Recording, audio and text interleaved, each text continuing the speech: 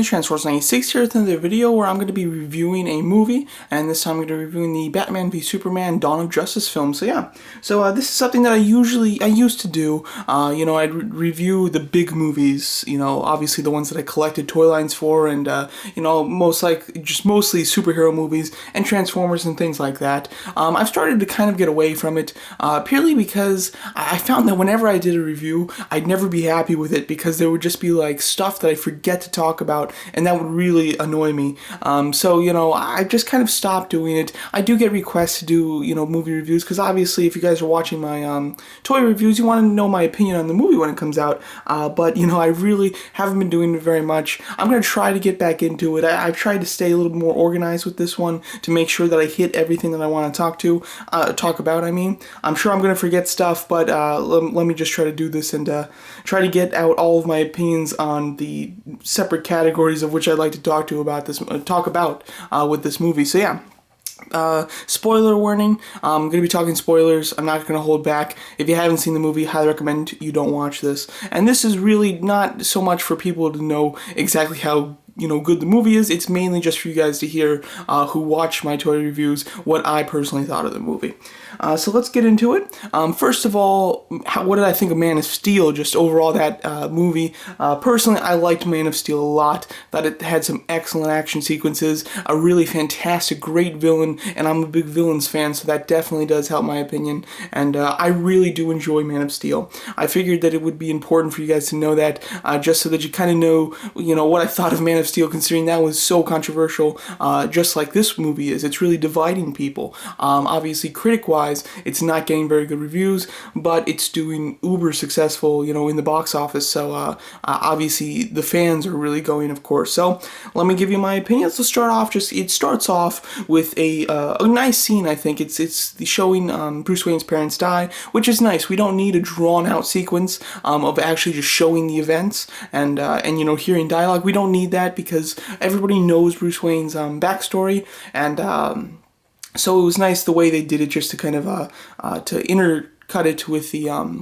the credit sequence. So I thought that was nice. The music they had playing was good and everything, and just a nice, very visually stunning way to show the major event in Bruce Wayne's life that causes him to be Batman. And one thing in particular that I loved about it was that the gun, how the necklace, the pearl necklace, was attached, or kind of locked into the back of the gun. So when he fired, the cocking of the gun broke the necklace. I thought that looked wonderful, and it was just such a great idea.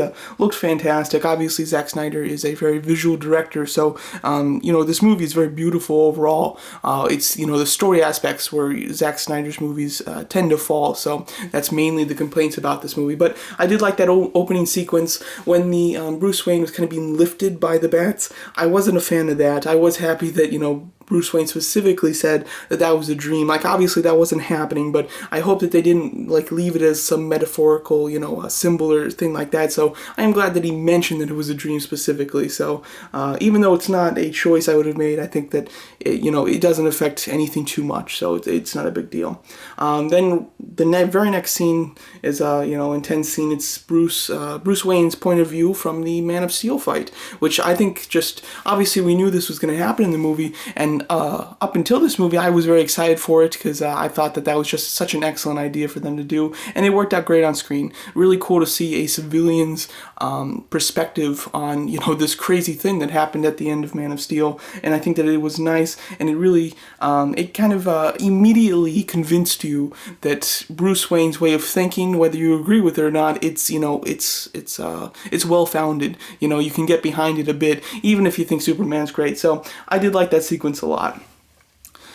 Moving into just the characters in general, Superman, he was good. Henry Cavill, I think that is a nice Superman. I feel like sometimes it's very strange. I feel like Henry Cavill has trouble acting subtly. I think that when he is meant to express a specific emotion clearly, he can do it very well. But when he's supposed to just be rather stoic and convey, a subtle,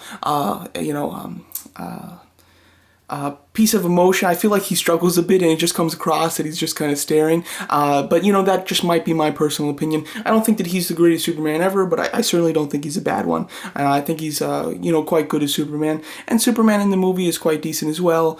Nothing too special to talk specifically about him. We've seen the way that he portrays Superman in Man of Steel, and this is very similar, and nothing too fantastic to talk about. Batman, of course, is the much more interesting one. Seeing Ben Affleck portray the iconic character for the first time ever. Obviously, when it was casted, a lot of people didn't like it. Myself included, I wasn't too fond of the idea. But it turned out great, of course. I think that he looks fantastic. He looks like an Arkham Batman from the Arkham games. And, that translates really nicely to not only movie, but a Zack Snyder movie. That Arkham look and feel translates extremely well. So I thought that he looked great. My biggest problem with him is that he killed people without any hesitation or anything, and it's not quite, it's not necessarily straight up kills. He never shoots somebody in the head. He always destroys something around them that causes it to blow up and obviously kill the people. But he killed people all the time. In the Batmobile case, he destroyed every car. There was no attempt to salvage it or just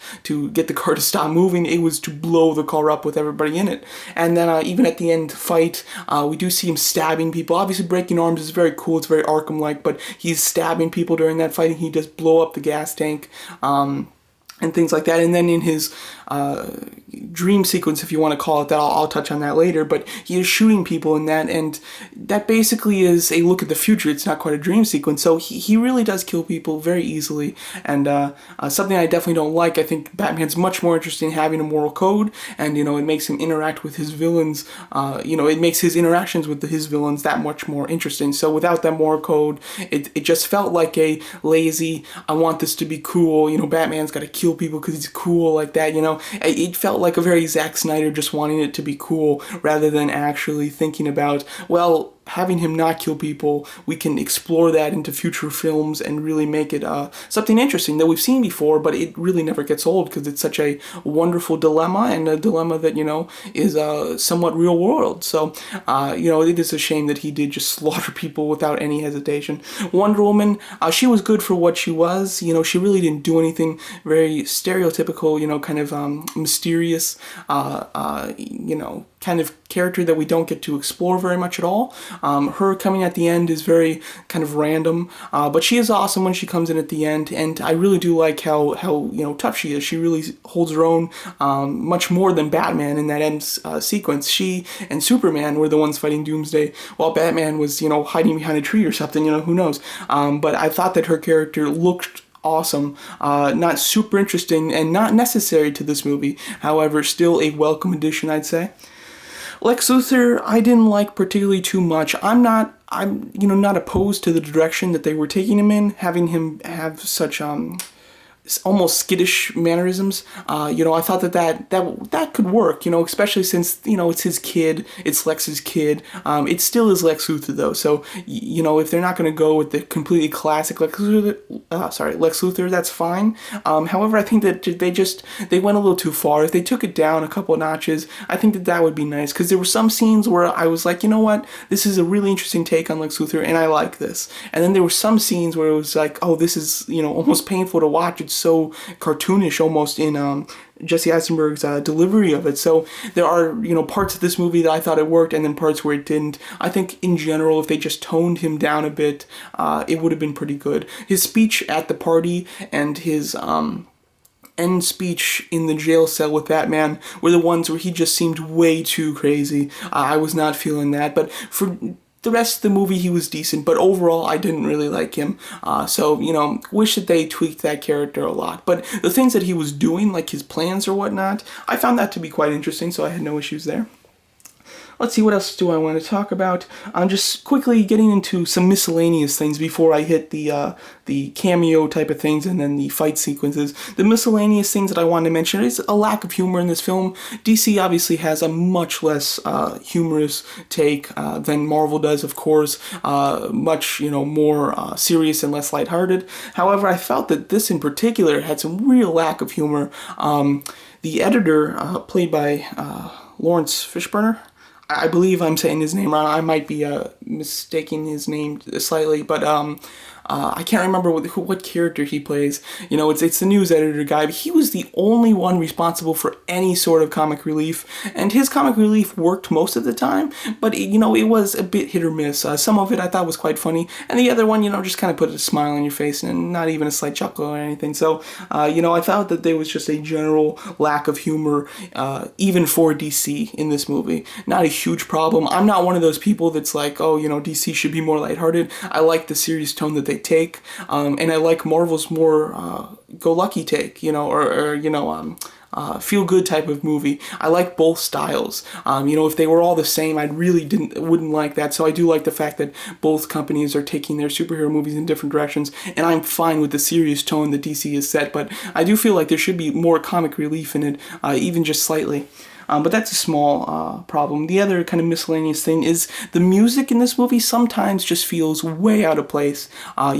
Sometimes something extremely epic is happening, and they have some extremely epic music to accompany the visual, which works very nicely. But sometimes there's just a character doing something that's relatively normal, and there's just this massive epic, like opera music that's happening. It really threw me off, and it just makes it feel like just, let the scene talk. Don't play the music to make us feel what you want us to feel. Let's just watch the scene.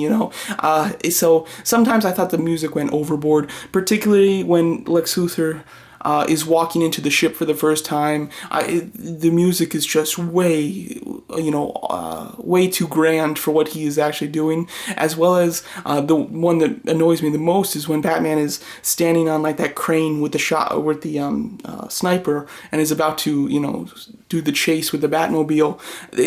That music is just way too crazy for Batman just standing there. Obviously, they had to get the cape, blowing in the wind. It probably took some permits to get, an actor to be able to stand on that type of thing. So maybe they were just so proud of, finishing the shot that they were just like, that night they went to edit it, and Zack Snyder was like, oh, turn the music up. Let's make it more grandiose. I'm kidding. I'm sure that's not how it went, but that's really the kind of impression I get. It doesn't fit what's happening. So sometimes it works. Sometimes it's just way too much. But that's just something that really I'm the only one that I've noticed that with. I've watched other reviews of this. Nobody's mentioned that before, so that might just be something that's a personal problem for me. The Senate hearing bombing, I thought that was, when that scene started and when the senator was, noticed the Granny's, peach tea, and she like really kind of stops and she has, she struggles talking. I thought that the immediate reaction to that was quite nice, but it just went on for a little too long with her just being like so stunned and not being able to talk. I'm like, in a real situation, if that happened, it might freak you out for a second. You might stop talking at first, but then you just be like kind of push it away and then just get back to what you're doing. She's a professional speaker, of course.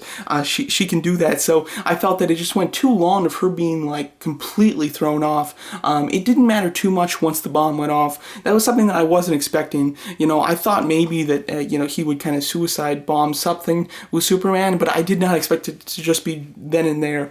So the surprise of that was really nice, and it made the fact that she really freaked out, less annoying because there was a payoff at the end of the scene. It wasn't like she eventually caught her ground. So, I think that it went on for slightly too long. Minor complaint though, and I did like the surprise of the bombing and, and kind of what that can do to Superman, especially not being able to sense that it was there. With obviously his X-ray vision and stuff, you'd think he'd be able to. Now going into, let me see, do I want to do fights? I'm going to do fights now, and then I'll do the cameo bits for, Justice League at the end here. The Batman versus Superman fight, the name of this movie, this should have been the most grandiose fight in the movie, and it wasn't. I felt, a lot of people seem to like this fight. I've heard criticism of it, but it's a light criticism. Personally, I don't like the fight at all. I like the way it starts, where Superman comes down and he tries to talk to Batman. I mean, that makes sense. And then Batman, has all these traps set for him. I thought that was set up really nicely and relatively realistic for what was happening in that scenario. It's when they really started fighting, and after Superman's been hit by the kryptonite grenade, that I felt like the fight was so lackluster. It all takes place in one building, and it's very slow. And if you watch it, especially compared compared to Zack Snyder's work, it's a very slow fight. Obviously, they're trying to show the power of these two, but when one hits another, the other one goes flying, and then they they have to like get up, and they take forever like struggling to get up, and then they stand up, and then they do something epic, and then they fall down, and then they stand up and very slowly, and then they get in position, and then they do something epic, and then they slowly get back into position. This happens throughout the entire fight. It's very annoying. Like, I feel like that's a fine way to start out a fight, but once you get going, you've got to kind of roll with it, but it never does. It does one big action and then it stops, and then another big action and then it stops. It's a very annoying thing. I feel like if people after hearing this watch the movie, they'll be able to pick up on this, because it annoys me so much. Like, if they did that once or twice, that'd be fine, but for the entire fight, for there to be one action and then a huge pause of them just kind of, regrouping is really annoying. It makes it extremely unexciting and very anticlimactic. So that's unfortunate, and I would have really liked something, slightly more fast beat, especially with these two titans going at each other. It would have been great to see just maybe like a 20-second just them going at it, very fast pace. That would have been wonderful to see, but unfortunately we don't really get that. That fight ends pretty abruptly, and the Doomsday fight now. The Doomsday fight, when I was watching it, I'm like, I figured a lot of people are not going to like this. It's a little too cartoony. It's obviously the entire thing is CGI, and it's a bit childish almost in the just absolute like big monster versus superheroes, all CGI type of thing.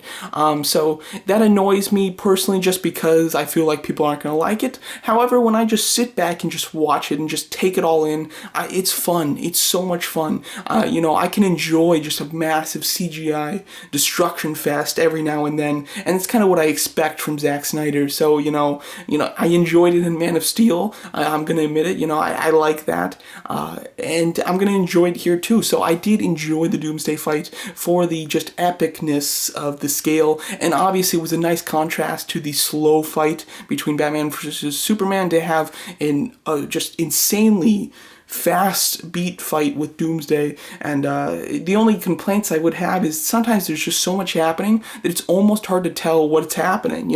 There's so much electricity and wind and dust and CGI characters that it's almost like, what's happening here? But it was super awesome in some parts, I have to say. It was really quite epic, and the fact that Superman died at the end, I did not see coming. Obviously, I knew that Doomsday was basically famous in the comics for killing Superman, and I felt like going into this movie was a waste to have Doomsday if they're not going to kill him, because that's what the character's known for, and I didn't expect them to kill him, because obviously we've got Justice League in the next movie. But he killed him. I was very excited about that, and I figured that Superman would come back to life. I was just hoping that it wasn't like at the very end he'd like punch out of his coffin or do something stupid like that. They went with something more subtle, having the like the soil, the dirt slightly rise, and they only had a few pieces of dirt rise, and it was very fast. They cut it off extremely fast. So I did like the fact that that's what they chose to do, to give you a nod that he was still alive. However, I would have preferred it if they didn't. I mean, obviously they're going to bring him back. You can't have the Justice League movie without Superman, and they've basically shown us a vision of the future. We know that he's going to come back. So I felt that it was unnecessary to show the dirt rise. However, if they were going to do a nod that Superman is not dead, that's the best way that they could have done it, in my opinion. Now that brings us to the cameos, the just things that are connected to future DC products, basically. Now, a lot of this, I feel like, is going to go way over the heads of any non-big, comic book DC fan. I feel like there's a lot of this stuff that's important to the plot that is just never explained if you don't already know, the background to it. So I feel like the majority of the main stream population that goes to see this movie is going to be very confused by these scenes. One that's not important, but I definitely want to talk about, is the dream sequence where Batman goes to his parents' grave, the grave starts bleeding, and some creature busts out of it. That is 100% Man-Bat from Arkham Knight. I mean, it's not, like, they literally just used the CGI render of that and just placed it right in the movie. It looks exactly like him. Give you a quick look here. just of the figure. Obviously, this is exactly what pops out. The only difference is he doesn't have the tubing, because the medical tubing would probably throw people off who didn't know this guy. So they obviously took away the tubing, and but this is the thing that pops out. I mean, it's absolute. There's no question that this is the guy that pops out of there. So I'm really curious as to why they did that. If they took it to the CGI person that's going to render it, and said that we want some sort of bat-human hybrid, and they were just like, you know what, why don't we do a nod for the comic book fans and just have it be the Man-Bat from the Arkham game. I'm not quite sure what the reasoning for it was. This isn't like Man-Bat's going to be the villain soon. This is just some throwaway scene, but it is really interesting that they chose to actually use something that we've already seen before instead of something new for this movie. So I really like that, just because I was so unexpected. Not only did it scare the crap out of me when it happened in the movie, I did not expect to just see like an Arkham character all of a sudden be on screen. That was very surprising and really fun, even though it's pointless, but it is really fun. Let me just talk about the cameos between the Justice League members. When Gal Gadot, Wonder Woman, is reading her email, and she just clicks on each picture of each Justice League cameo, basically. I felt that wasn't the best way to do it. I feel like it could have been a much more interesting way to show these cameos, rather than just have Wonder Woman read her email and click on each individual character. I think it could have been a lot cooler. I also think that even if they weren't going to do something different, if they just wanted to do the scene, I think the scene should have been the end credit scene of the movie. There isn't an end credit scene of this movie, and I think that would have been a perfect scene to show at the end credits, especially since the general population doesn't need to see it because they have no idea what's happening in this. So that would have been a perfect end credit scene. That would have been an amazing end credit scene, to be honest, and it's unnecessary for the movie, so they could have easily saved it for the end. That scene, it's neat. You get to see, Flash save somebody just, from some surveillance cameras, not in any suit or anything. Aquaman's cameo sucks, and I was very surprised about this, since all these toy companies are making Aquaman toys, and there's no reason. Flash has more screen time in this movie than Aquaman. The only difference is he's in his Justice League suit, so I guess that's why all the toy companies are making him, but it just seems so pointless for them to make Aquaman at this point. But anyway, it's just very strange. He comes out very awkwardly and just kind of floats, and then he does like this, he charges up really slowly and then just kind of bursts out. Dumb for the most part. It wasn't cool. It was just kind of awkward. Awkward is the best word to describe it. The Cyborg cameo was probably it's not my favorite, but it was the best one. And the reason it's not my favorite is because it looked bad, in my opinion. I feel like the CGI for the torso, basically, of Cyborg, and the wall in general just looked very CGI to me, and it was cut together unrealistically. Obviously, if you had surveillance footage, they're not going to cut it down to make it this perfect little, synopsis of what happened. So that annoyed me as well. And then the cube that kind of turned Cyborg into Cyborg, I didn't know what the cube was. I knew just about everything that was being shown in the, in these previews, even though the general public won't. But even this, I didn't know what that cube was. And it, obviously turned Cyborg into Cyborg.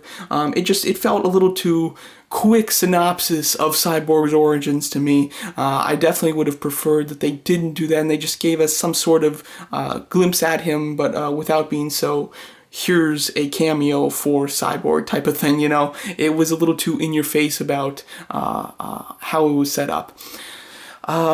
So overall, those whole scenes I didn't find too interesting. I think there's a much better way to introduce them, in a cameo style, as well as just some of them weren't filmed well. The Flash one was probably my favorite, just because it was realistic and it was a nice demonstration of the Flash's powers without being in your face that this is how the Flash came to be, basically. The Cyborg one is too in your face, and the Aquaman one is awkward. Alright, going into the last thing that I have to talk about, this is Batman's nightmare dream sequence, basically. It's very abrupt as to how it starts. We don't see Batman fall asleep or anything. We're shown Batman awake, looking at a computer, and then boom, all of a sudden this thing starts. So it starts very abruptly. But what I liked about it was going into it, I thought this was just going to be a dream sequence. You know, we already know that. So this is kind of all uninteresting things. However, by the time it ended, I was super excited about it because it's basically, we've been told it's not a dream sequence. And that is so exciting because crazy things happen in this. So to know that this is not a dream sequence is mind-blowing. But obviously we get Batman going to get some sort of weapon. Who knows what the weapon is? It has some green in it, so it might have something to do with kryptonite. Although it looks like an electronic device rather than an organic one like kryptonite. So I'm not quite sure what that is. You know, and this raises questions that you just want answered for the Justice League, which is awesome. And then there's some, Superman fanatic, soldiers basically that start taking down the place. Batman is killing people left and right, snapping necks, very annoying in all honesty. But we have a nice sequence where there's fighting there, and then then Batman's captured. Superman comes in, kills the two people that Batman is tied up with, and takes off his thing, and I guess just kind of rips out his heart or punches him like into his stomach. Who knows what he does? They don't show it, but he does. He kills Batman basically, or at least fatally, or wounds him severely basically. We'll have to see what actually happens there though. And then we also saw at the beginning the Omega symbol by Darkseid. And then, of course, there's parademons in this, too. So, there's a lot of Justice League set up here, which is awesome. The Omega symbol is obviously the hint that Darkseid is the main villain. The parademons are Darkseid's army. And then we're also getting the fact that it looks like they're going to do the Injustice type of storyline where Superman becomes evil, and this is all backed up by what the Flash says when he busts through the portal. Flash can time travel if he goes fast enough. It's the paradox, something like that.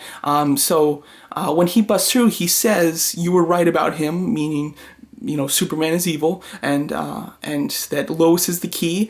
In the Injustice storyline, Lois is killed by, I believe it's the Joker, which makes Superman kind of go nuts and kind of turn into a dictator almost. And that's just such an interesting storyline. So to see that it looks like they're going to be doing it in this movie is awesome. Obviously, there will be a Darkseid element into it, and he'll be the main villain, obviously. Darkseid will probably turn Superman. He's probably going to be the reason Superman comes back to life, but Superman is going to be a little out of his mind because Darkseid's energy, revived him, something like that, I'm assuming, which is why he's going to be evil, and maybe the spark was Lois Lane's death, and then eventually Superman, Batman will be able to, get his head clear, and then they'll all fight Darkseid. That's my guess. It was so cool to see Flash 2 come in and, say these things about the movie. He also says I'm too early, so he obviously is meaning to come back to warn Batman.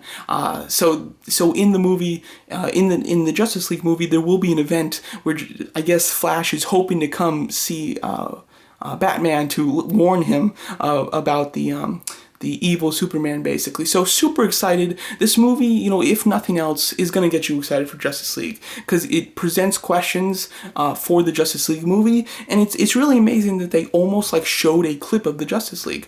Very exciting. Overall, I found the movie to have its flaws, but to be extremely entertaining like a Zack Snyder movie is really kind of meant to be, and it sets up this universe which I have been wanting for a long time. It's been only Marvel with standalone DC movies now, so to finally have a DC universe to compete with the Marvel universe, however being very different tonally wise, is excellent and exciting.